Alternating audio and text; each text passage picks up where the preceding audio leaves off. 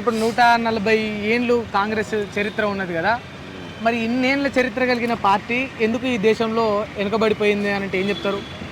ఈరోజు కాంగ్రెస్ పార్టీ ఆవిర్భావ దినోత్సవం సందర్భంగా ఇవాళ ఈ దేశంలో బడుగులకు, బలహీన వర్గాలకు, పేదలకు ఈ దేశ నిర్మాణంలో కాంగ్రెస్ భాగమైంది. దేశ స్వాతంత్రం కోసం పోరాడినటువంటి పార్టీ. ఈ దేశంలో అనేక మార్పులు కావచ్చు, అభివృద్ధి కావచ్చు. ఒకనాడు బ్రిటిష్ వాళ్ళు ఈ దేశాన్ని వదిలిన రోజు ఇవాళ దేశం అనేక విధంగా ఇవాళ పేదలకు బ్యాంకులు జాతీయకరణంతో పాటు ప్రాజెక్టులు కట్టింది, టెక్నాలజీ తెచ్చింది, కాలేజీలు పెట్టింది, ఎడ్యుకేషన్ డెవలప్ చేసింది. ఈ దేశం ఈరోజు ఇంత అభివృద్ధి చెందడానికి కాంగ్రెస్ పార్టీ వల్లనే ఈ దేశం ఈరోజు అభివృద్ధి చెందింది. దాదాపు బడుగు బలహీన వర్గాలకు ఇవాళ ఈ పేదలకు అనేక మంది కూడు గుడ్డ నీడ ఇచ్చినటువంటి కాంగ్రెస్ పార్టీ ఇవాళ అనేక రాజకీయాలలో ఒడిదొడుగులు ఉంటాయి. ఇవాళ గెలుపు ఓటములు అనేది సహజం, కానీ మనం ఉన్న రోజులు కాంగ్రెస్ పార్టీ ఏం చేశామనేది ఇంపార్టెంట్. కాబట్టి ఈ దేశంలో జాతీయకరణ చేయడం ద్వారా అనేక మంది పేదలు, మధ్యతరగతి ప్రజలు బ్యాంకులతోని లోన్ల ద్వారా ఉన్నటువంటి చిన్న చిన్న కుటీర పరిశ్రమలు పెట్టుకొని కూడా అనేక విధాలుగా పైకి వచ్చారు. ఇవాళ బడుగు బలహీన వర్గాలకు ఇండ్లు ఇచ్చి వాళ్ళని ఇవాళ ఆత్మగౌరవాన్ని ఇచ్చింది, ఈ రిజర్వేషన్లు తీసుకొచ్చింది. ఇట్లా ఉన్నటువంటి ఈ దేశంలో అనేక ప్రాజెక్టులు కట్టింది, రోడ్లు వేసింది, నిర్మాణం చేసింది, ఇండస్ట్రియల్ నిర్మాణం చేసింది, ఫార్మా ఇండస్ట్రీ, అనేక రంగాలుగా ఈ దేశంలో ఇంత ఈ 100 కోట్ల మంది ఈరోజు దాదాపు 120 కోట్ల మందికి ఈరోజు ఇంత టెక్నాలజీ కానీ, ఇంత ఉన్నటువంటి ప్రాజెక్టులు కానీ ఇవన్నీ కూడా కాంగ్రెస్ పుణ్యం వల్లనే ఈరోజు కట్టింది. బీజేపీ వచ్చి ఈ దేశంలో ఏ ఒక్క ప్రాజెక్టు కట్టలేదు, ఏ నిర్మాణం చేయలేదు. కాంగ్రెస్ చేసిన అభివృద్ధికి వాళ్ళు రంగులేస్తున్నారు తప్ప కొత్తగా చేసింది ఏం లేదు. అంటే మీరు ఇప్పుడు ఇంత గొప్పగా చెప్తారు అన్న, మరి ఇప్పుడు ఇన్నేళ్ళ చరిత్ర ఉంది, మేము ఇన్ని చేసినామని. మరి ఇప్పుడు ఈ దేశంలో కావచ్చు, ఈ రాష్ట్రంలో కావచ్చు, పర్టికులర్గా ఇటు బీఆర్ఎస్ కావచ్చు, అటు బీజేపీ కావచ్చు, కాంగ్రెస్ పనే అయిపోయింది. ఇక భారతదేశంలో కాంగ్రెస్కి ఇంకో 50 ఏళ్ళ వరకు ఇక్కడ స్కోప్ లేదని చెప్తారు. ఈ దేశ ప్రజలకు ఇప్పుడు కూడా కాంగ్రెస్ పార్టీ ప్రత్యామ్నాయంగా ఉంటుంది. ఒక సెక్యులర్ భావజాలంతో, లౌకికవాదంతో ఇవాళ బీజేపీ అధికారంలోకి వచ్చి ఏం చేసిందండి? హిందుత్వ బలవంతపు హిందువుగా ఉండాలి, లేకపోతే ఈ హిందూ దేశాన్ని తయారు చేయడం కోసం అనేకమైన విధ్వంసాలు, అనేకమైన అరచకాలు, ఇవాళ కులాల మధ్య చిచ్చు పెట్టి ఓట్ల రాజకీయం కోసం ఇవాళ రామ మందిరాన్ని తీసుకొచ్చి ఇవాళ నిన్నగాక మొన్న మహాత్మా గాంధీ, ఈ దేశానికి స్వాతంత్రం ఇచ్చినటువంటి మహాత్మా గాంధీ పేరును కూడా చెరిపేస్తారంటే ఇవాళ వాళ్ళకు దేశ స్వాతంత్రం మీద కానీ పోరాడిన ఇవాళ మహాత్ముడి పైన కూడా వాళ్ళకి ఏమాత్రం గౌరవం లేనది. అంటే గాడ్సే విధానం తీసుకురావాలని ఇవాళ రామ్జీ విధానం అంటే ఈ దేశంలో రామరాజ్యం స్థాపన కోసం వాళ్ళు కృషి చేస్తూ ఉన్నారు. ఈ దేశంలో రామరాజ్యం ఉండాలంటే హిందువుగా ఉండాలి. హిందువుగా బలవంతపు హిందూ మతాన్ని హిందుత్వ శక్తిగా తయారు చేసి ఈ దేశంలో మనుషుల యొక్క హక్కులకు కాలరాస్తూ ఉన్నారు.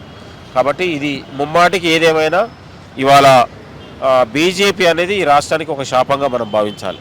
తెలంగాణ రాష్ట్రానికి ప్రజలకు కూడా ఒక శాపమే. కాబట్టి భవిష్యత్తులో మనం అధికారాన్ని చూసాం. ఈ రాష్ట్రంలో మరి మీ స్కోప్ ఎట్లా ఉందన్న? మీ పైన ఎంతో వ్యతిరేకత వచ్చింది కదా, మీరు రాసి పెట్టుకోండి. మరొక 10 ఏళ్ళు తెలంగాణలో కాంగ్రెస్ పార్టీ ఉంటుంది. కాంగ్రెస్ పార్టీ 10 ఏళ్ళు కాంగ్రెస్ పార్టీ అధికారంలో ఉంటుంది. అంటే ఏ ధైర్యంతో చెప్తున్నా మీకు ఆ స్కోప్ ఉందా? జనాలు ఇంత వ్యతిరేకత వచ్చింది, రేవంత్ రెడ్డి గారి పైన ఇంత వ్యతిరేకత వచ్చింది. ఇప్పుడు ఇవాళ ప్రజలకు స్వేచ్ఛ, సామాజిక న్యాయం, స్వయం పాలన దిశగా ప్రజలు మార్పు కోరుకుని కాంగ్రెస్ పార్టీని, ప్రభుత్వాన్ని కోరుకున్నారు.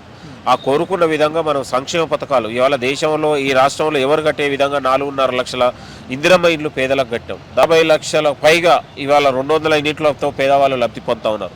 ఇవాళ సన్నబియ్యంతో 3 కోట్ల మందికి మనిషికి 6 కేజీలాగా ఈరోజు సన్నబియ్యాన్ని మనం దాదాపు 60 రూపాయల విలువగల ఉన్నటువంటి సన్నబియ్యాన్ని పేదలకు అందియగలుగుతా ఉన్నాం. ఇట్లా 2 లక్షల రుణమాఫీ ఇవాళ రైతులకు రుణమాఫీ చేయగలిగినాం.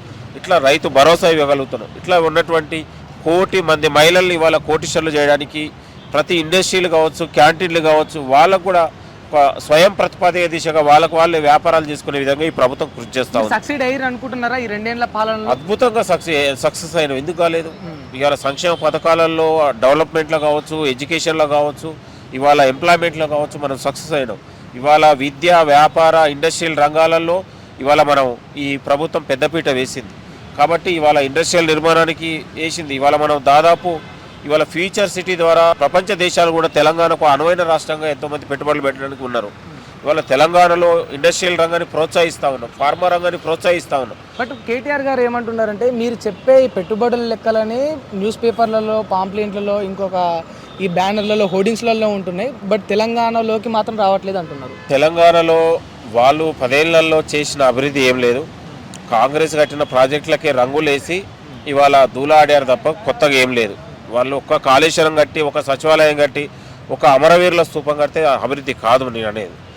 కలెక్టరేట్లు కట్టి కలెక్టరేట్లకు 200 కోట్ల రూపాయల కలెక్టరేట్ను 2000 కోట్లుగా చిత్రీకరించి ఇవాళ సొమ్ము చేసుకున్నారు.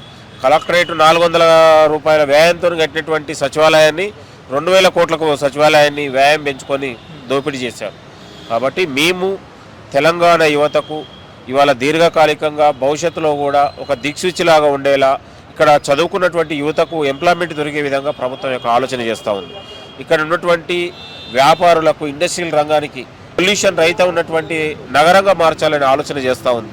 గతంలో వాళ్ళు ఒక ముందు చూపుతో ఏ ఒక్క ప్రాజెక్టు కానీ ఏ ఒక్క విధానం కూడా తీసుకురాలేదు. వాళ్ళు కేవలం కూడా కరప్టెడ్కు ఎక్కువ అవకాశం చేస్తారు. 10 ఏళ్లలో తెలంగాణ దోచుకున్న దాంట్లో వాళ్ళు లక్షల కోట్ల రూపాయలు దోచుకొని వాళ్ళు కేవలం అభివృద్ధి అనే ఒక జపాన్ని చూయించి మనల్ని మోసం చేశారు తప్ప చేసింది ఏం లేదు. ఒక కాళేశ్వరం ప్రాజెక్టు కట్టి 1,00,000 కోట్లు దిగమింగి కూలిపోయే ప్రాజెక్టు కట్టారు. తెలంగాణ నోట్లో మట్టి కొట్టారు. వాళ్ళు కట్టినటువంటి ప్రాజెక్టులు ఏంటండి? అంతకుముందుకు ఉన్నటువంటి 10 ఏళ్ల క్రితం కాంగ్రెస్ ప్రభుత్వ హయాంలోగా తెలంగాణలో అనేక ఉన్నటువంటి ఇరిగేషన్ ప్రాజెక్టులు కట్టింది మనం. తెలంగాణ ప్రజలకు తాగునీరు అందించింది మనం. ఇవాళ విద్యా ఎడ్యుకేషన్లో అనేక ఉన్నటువంటి కళాశాలలు పెట్టింది మనం, యూనివర్సిటీలు పెట్టింది మనం. ఇవాళ ఫార్మా రంగాల్ని డెవలప్ చేసింది మనం. ఫార్మా ఉన్నటువంటి ఇంకా ఉన్నటువంటి ఇండస్ట్రియల్ రంగాలకు భూములు ఇచ్చింది మనం, డెవలప్మెంట్ చేసారు కదా. బట్ అయినా ఇంకా కూడా మీ పైన ఒక బిగ్గెస్ట్ అలిగేషన్ ఏంటంటే 90 టీఎంసీల నీటి వాటా మనదైతే 45 టీఎంసీలు కావాలని లేఖ రాసిండ్రు. డిపిఆర్ఎస్ వాపసు పంపినా కూడా ఏం సపోర్ట్ చేస్తలేరు అనేది ఒక అలిగేషన్ మీ గవర్నమెంట్ పైన ఉంది. వాళ్ళు 2015లోనే 28 రోజులు జరిగిన ఒప్పందాలలో వాళ్ళు 90 టీఎంసీలు ఆంధ్రాకు తీసుకుపోతుంటే కూడా నోరు మూసుకుంది వాళ్ళు. ఇవాళ గతంలో 299 తెలంగాణకు, 511 ఆంధ్రాకు తీసుకుపోతుంటే కూడా నోరు మూసుకుంది వాళ్ళు. తెలంగాణ కృష్ణా జలాల్లో ఆంధ్ర ప్రాంతం ఉన్నటువంటి వాళ్ళు శ్రీశైలం జలాశయం నుంచి పోతిరెడ్డిపాడు మీదుగా నీళ్ళను తోడుకొని పోతున్నా కూడా గతంలో 3 తూములు ఉంటే ఇవాళ కేసీఆర్ హయాంలో దాదాపు 7 తూములు చేసి 40,000 క్యూసెక్ల నీళ్ళని తీసుకుపోతుంటే కూడా నోరు మెదిపింది వాళ్ళు. రోజమ్మ దగ్గర చేపల కూర తిన్నది వాళ్ళు.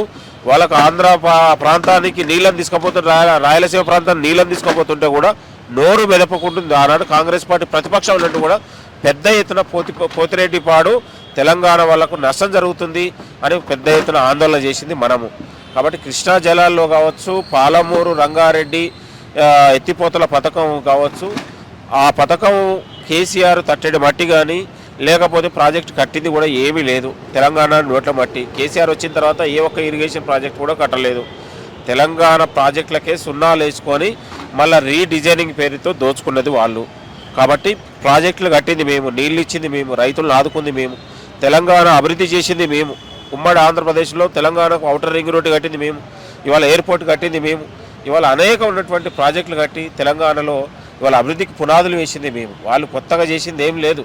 తూతూ మంత్రం చేసి వేల లక్షల కోట్లని నిరుపయోగం చేసి వాళ్ళ జేబులకు మళ్లించుకోవడం కోసం నాటకం ఆడారు తప్ప అభివృద్ధి పేరుతో చేసింది ఏం లేదు. మేము తెలంగాణ అభివృద్ధి కోసం కాంగ్రెస్ ప్రభుత్వం ద్వారా సాధ్యమవుతుందని నిరూపిస్తాం, నిరూపించగలుగుతున్నాం కూడా.